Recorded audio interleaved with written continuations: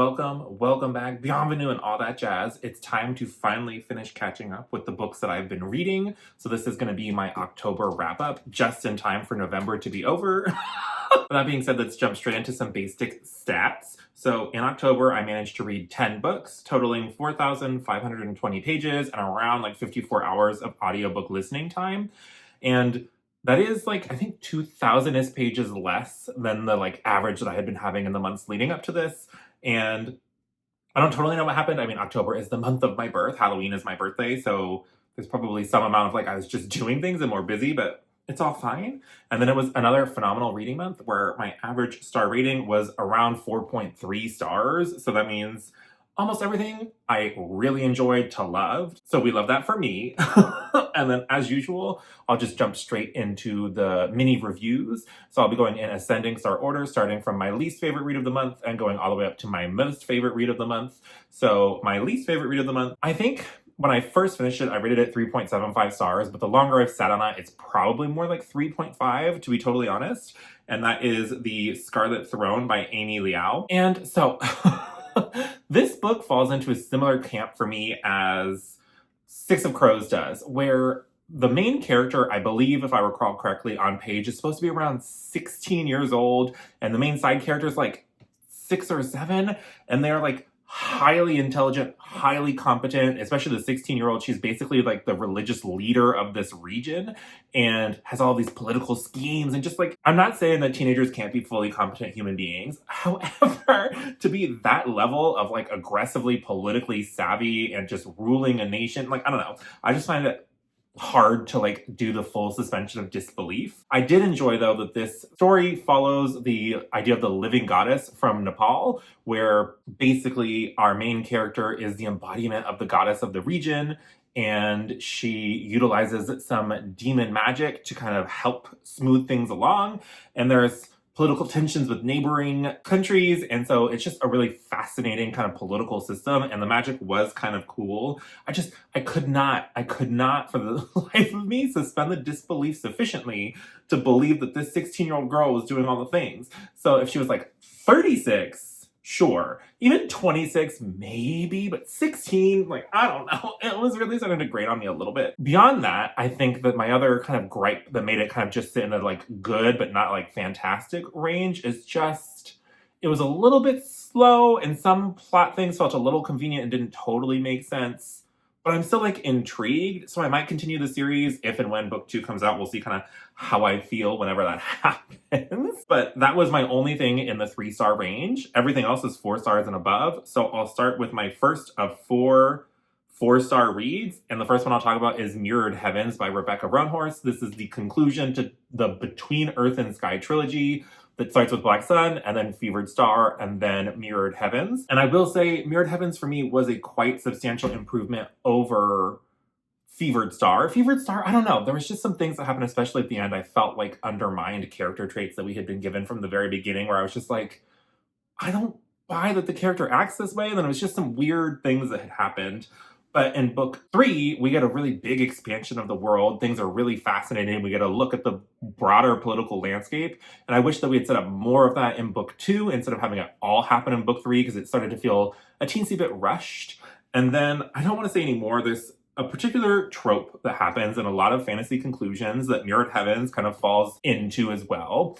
And it's just, I'm burned out. I'm burned out on that particular trope, and I would like it to just take a little breaky break and stay away for a hot minute, because so that part of it just I just hate it when that particular trope is used currently, and it was used in this one, so that knocked it down a little bit. But this world is so cool. It's pre-Columbian Americas, I think mainly probably Latinish America, Aztec-y vibes, and there are really fun Gods Among Us shenanigans going on, but it is one of those situations where book 1 is phenomenal, book 2 is arguably not great, and then book 3 is solid. So if that's the kind of trilogy that you're interested in, go for it. I think it is worth it. I had a good enough time, and I liked the conclusions, and the world building and stuff was fun enough. But I will say that book 2 was a wee bit of a chore to get through. But at least book 3 was mostly worth it. Then the next thing I'll talk about is I read a Stephen King novel. So I read Misery by Stephen King, and this was recommended to me by a student rotating in my lab at work. and she just loves horror books and Stephen King. And so just kind of as a fun little thing to kind of connect with her, I decided to read a Stephen King novel, and this was the one she recommended for me. I have seen the movie with Kathy Bates, I don't even know, like forever ago, decades ago. And I do remember some of the scenes, but they're quite different in the book. And the book was an interesting time because it was kind of this almost fever dream, and you're following this main character who is an author who gets kidnapped by a fan of his. And she basically keeps him in this kind of drug-induced codeine haze. And so I think that Stephen King was trying to also give you that kind of discombobulation or sense of confusion as you were reading. And so that made it an interesting reading experience that wasn't necessarily my favorite, but it was quite unique. And so that's why I ended up giving it kind of settling on the 4-star range, because I enjoyed, I appreciate what was done, and I thought it was an interesting time. I think it's a perfect length. If it was any longer, I don't know that I could have done it. It did not overstay its welcome, and there's some really fun twists and suspenseful things going on. And so I think if you're looking for this kind of weird psychological thriller, it's a good solid one, but I don't think you're coming to me for psychological thriller recommendations. But I did dip a little pinky toe into something that wasn't just fantasy, and then I immediately went back to my fantasy bubble, and so I read Queen Bee by Juno Dawson. This is the kind of prequel novella to the Her Majesty's Royal Coven series, and you don't have to read this at all. I think it's only really relevant if you're somebody who loves the world, and I just have so much fun with Her Majesty's Royal Coven. It's very CW vibes, like that early 2000s kind of campy, gothy, witchy thing that we were doing, and it's just a lot of fun. And so this in particular follows Anne Boleyn,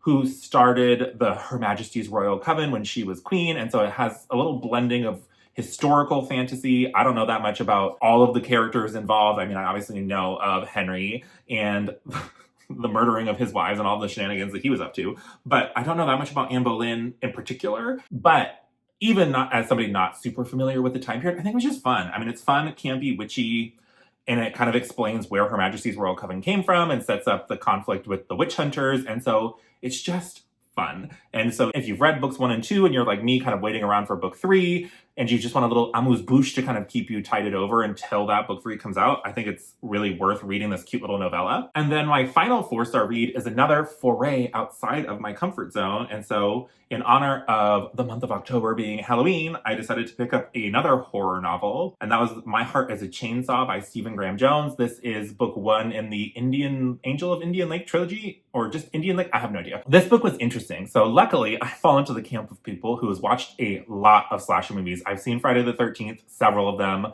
I've seen all of the Halloween franchise, all of the Scream franchise. So a lot of these kind of tropes and nods and the kind of meta-ness of this book really kind of just work for me because I've seen so many of those movies. And so it references them, and it kind of just has a fun time because the main character is obsessed with slasher movies and wants to be the main character in her own slasher in real life.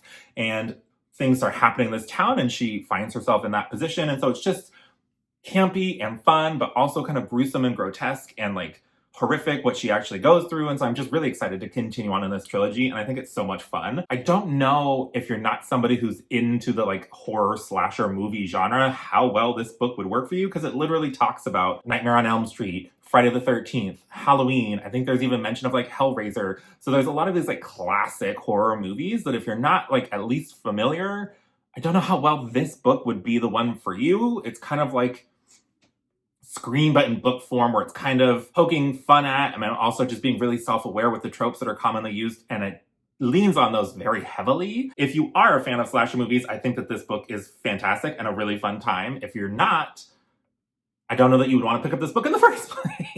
And then that brings me to my 2 4.5-star reads of the month. The first one I'll talk about is Fool's Assassin. This is book 1 in the Fitz and the Fool trilogy, which is the concluding trilogy to the overall realm of the Elderlings. So I'm really in the home stretch here. And this one was interesting because Robin Hobb does not know brevity if it bit her. Like, she definitely is kind of self-indulgent in the slice of lifey, very slow thing that's not typically my jam. However, I will say that in Fool's Assassin, the first half I was getting kind of bored and it was very tedious for me, but then when things started really hitting the fan, I kind of retroactively appreciated the time that we spent building the dynamics, looking at where Fitz currently is in his life and the people that are around him. And when things start to happen and he starts to process grief and then things happen again, like it just really hits harder because you spent that time, right? So you see the dynamics, you see the loving care that he has for certain people in his life, and you just get to really experience that with them. And so when things happen, it just hits that much harder.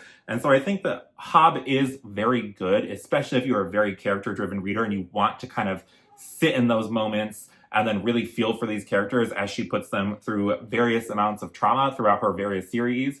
I think that it does a really good job of that. Fool's Assassin, by the end, really had me gripped. Some really interesting revelations in the lore and kind of twists, and seeing character arcs that have been going on. I mean, these Fitz books, this is technically book 7 for him, and just seeing where things went and how different choices and different events that have happened throughout his life really are still being circled back to, and he's still processing different things. I will say Fitz is still Fitzing, so he is quite frustrating at times. And then my other 4.5 star read of the month was The Fury of the Gods by John Gwynne. This is the conclusion to the Bloodsworn saga. I don't want to say too much because it is the end of a trilogy, but this one felt like a cinematic, bonkers, kind of like Endgame-esque, where you're having the different POVs that we've been following and have set up different kind of conflicts with different characters throughout the series. And you have this overall climactic, crazy battle going on, and you'll flash in on like little personal moments of the different characters with their different nemesises, whatever, nemesisters. And so like that whole cinematic nature of it was just a lot of fun. And so if you're at all interested in Norse mythology or Viking-esque worlds with really kind of dramatic, very epic things happening, like epic in scope, epic in size, just epic, kind of like the new God of War reboot series. It feels very much like a bookish version of that, but removed from the actual Norse pantheon with its own pantheon of gods and different things that have happened in the background. I will say that I really love that I had the audiobook to go along with this, because there's a lot of that kind of Norse or whatever kind of Viking language pronunciations with the crazy that I have a hard time reading and like processing in my brain how to even remotely say that. And so having the audiobook narrator doing that for me came in clutch. But if you're concerned or you've been worried that maybe the conclusion, it was a phenomenal conclusion and was so satisfying and fun and bittersweet, but also hopeful. Like where it left off, I really couldn't have pictured it going any other way. It was just great. And there was a little bit of a tease that I'm curious if we will continue on, because I know in one of his earlier series with The Faithful and the Fallen, he then came back to that world later on and wrote another trilogy. And there are certain things, certain answers unanswered, certain questions left unanswered that have me like, is he planning to come back to this world? I hope so, because this world is really cool. And that brings us to my 3 5-star reads of the month. And I'm not totally sure what order to go in.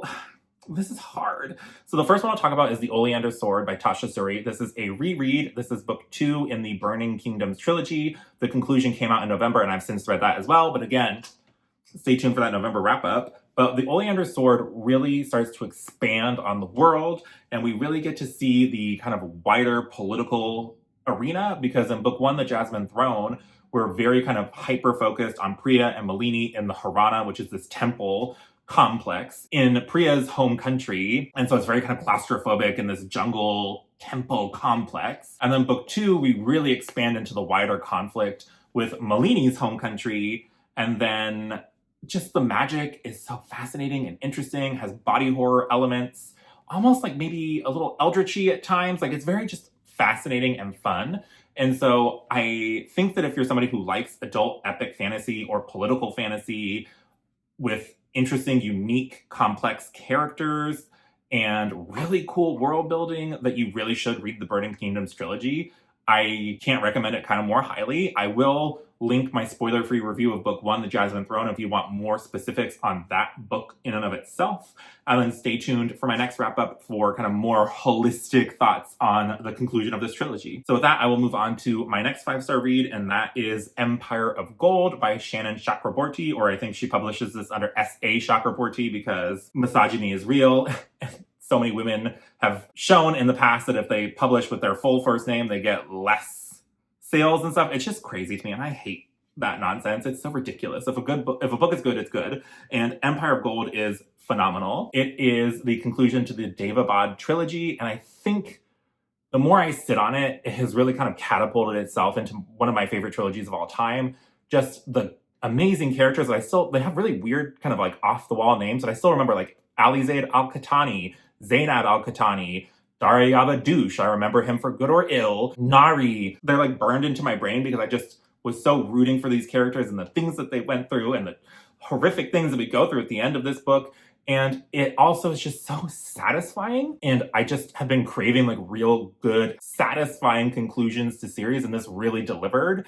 It is just everything you could have ever wanted. The crazy complex villains and the things that we go through, the broadening of the world, it's all just so fascinating. And this is kind of based on more Middle Eastern mythologies and kind of like Thousand and One Nights flavored, I would say. And it's so good. If you haven't read Daevabad and you're late to the party like I was, it still holds up. It's phenomenal. If you have read Daevabad and you want more full spoiler-filled deep dive thoughts, Elle from Elliot Brooks and I did a full series discussion over on World Hoppers, which is of course for charity, so you can go watch that and help make some money for charity. So I would definitely, if you're somebody who's read the series and you want to watch full spoilers, you can go over there. If you're somebody who hasn't read the series, you should read it because oh my good God, it is so good. And then I think my favorite read of the month was The Bone Maker by Sarah Beth Durst. This is an adult fantasy standalone, and it's just fascinating, but fun, and it's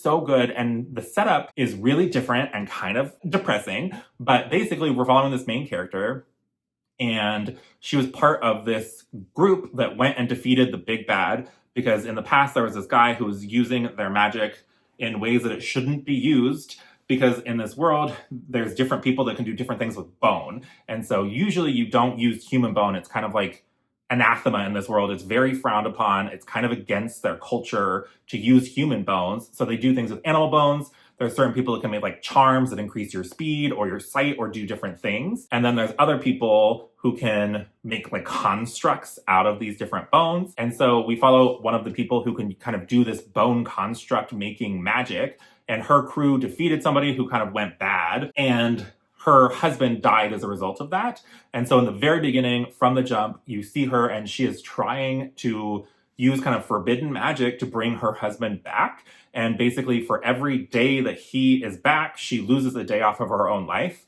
And so she's been doing this off and on, collecting different bones to bring him back for different amounts of time. Hi, Katya. It's just really like fascinating. And so it was like opening up conversations with me and my husband. And I'm like, so what would you do if you had the ability and I died? Would you use this forbidden magic and give up like your life so that I could live? And he's like, yeah, I mean, we would go halfsies, so we just die at the same time. So, I mean, it's just a fascinating conundrum. So as part of this, she needs a larger source of bone. And so they go on a journey to go to the original battlefield where this guy who went bad was, and these bones have been kind of left out, and shenanigans ensue from there. The thematics of it are fascinating to think about. The dynamics of this like already established older crew going back on a journey and realizing that they're maybe not at the level that they used to be. It's so fun and poignant, and the ending is so good. Like, it's just a phenomenal standalone, and I really can't recommend it more highly. If any of that sounds good to you, you should definitely pick up The Bone Maker. I'm just realizing that Sarah Beth Durst really is like a phenomenal author for me. I've now read 3 different worlds from her. I've read the Queens of Renthia trilogy, which is really this kind of spirit-based world where the queen has the ability to kind of keep the spirits quiescent, and if the queen dies or loses her power, then the spirits can run wild because they have this desire to destroy, and she's the only thing keeping them in check. And so there's things that go along with that as you see people training to become the next queen, because you always have to have somebody ready to take over the mantle. And then I've also read The Spell Shop, which is like this adorable cozy fantasy or cozy romantasy, depending on how you want to look at it, with this really unique world with crazy, like almost animated storms, and just like, it's so fun. And then I've read this now, which is like this poignant, darker, questy adventure that's also phenomenal. And so I'm really excited to continue on my Sarah Beth Durst journey. She has a lot of backlist for me to check out. She also seems to publish like nobody's business, like at least one book a year, if not multiple. So I also have a advanced reader copy of her next book coming out. I believe it's called The Warbler.